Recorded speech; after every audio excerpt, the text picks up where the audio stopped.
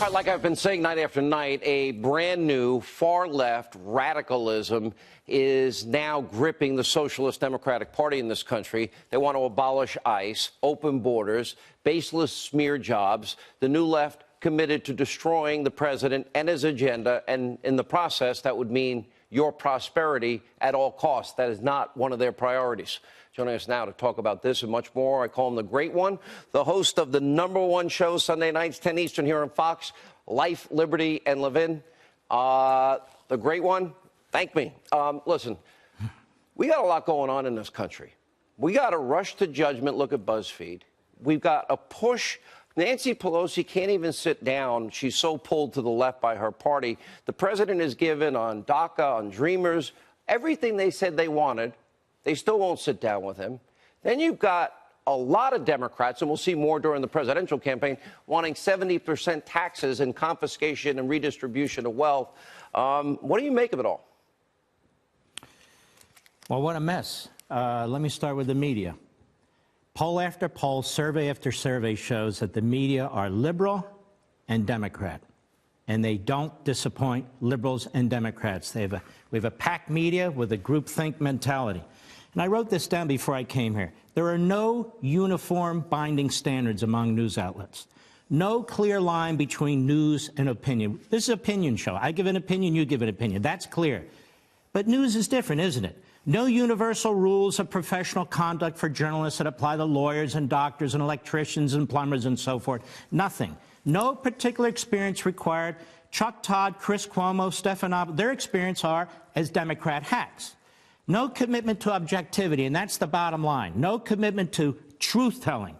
The result is old-fashioned yellow journalism. Scandalous, sensational, intellectually corrupt. So what we have now is the fourth estate has become the fifth column. Mass media in this country, they were committed to Hillary Clinton's election. Now they're committed to ousting Donald Trump. Every single day. They're sloppy. They misreport. They don't care. They figure they'll throw out an apology if they must. They try to destroy the president, his family, anybody associated with him, his staff, Kavanaugh, anything. They have never treated liberal Democrats this way. I'll give you a perfect example. We want 10 years of Donald Trump's income taxes. Well, I want 10 years of the Pelosi's income taxes. They're multimillionaires. She's the Speaker of the House. No legislation or appropriation gets through without her. How come the media don't call for 10 years of hers? And how about Dianne Feinstein, all the investments that she and her husband have made in Red China? We don't have a China special counsel investigation to talk about collusion. And the media promote the progressive agenda, climate change, open borders, big government. And, of course, every millennial is supposed to be Alexandria Ocasio Cortez. I don't know any millennial that's a Marxist like she is. I know millennials who volunteered to serve in the military, who are police officers, who are firefighters, who are doing great things for this country.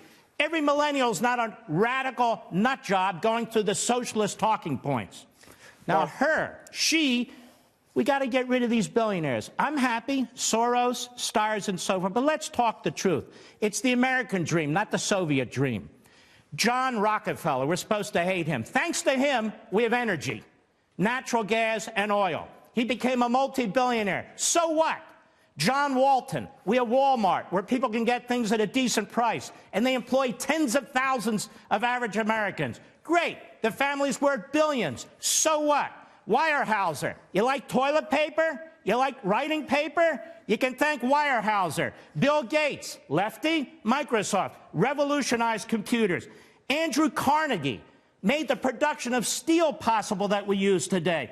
Jeff Bezos, I'm no fan of this guy, but changed completely how we buy. Andrew Mellon financed the ability for us to have electricity in every home. Henry Ford, I can go on and on. Now, multi-billionaires. What has Alexandria Ocasio-Cortez created? Any job? Part-time job? How about Bernie Sanders? What have they created? So where's all this money going to go? 70% tax bracket. Who's going to decide who gets what? The Department of Agriculture? The Department of Energy? The EPA? These people waste $125 billion a year, according to the GAO. Americans do not like big, authoritarian, centralized government and 2 million bureaucrats pushing them around. So why do we confer health care upon them? And what does she know exactly? Nothing. Go to the supermarket. There's capitalism. 20 different types of bread, 30 different types of wine from all over the world, 5 different types of fish. I can't even tell what fish.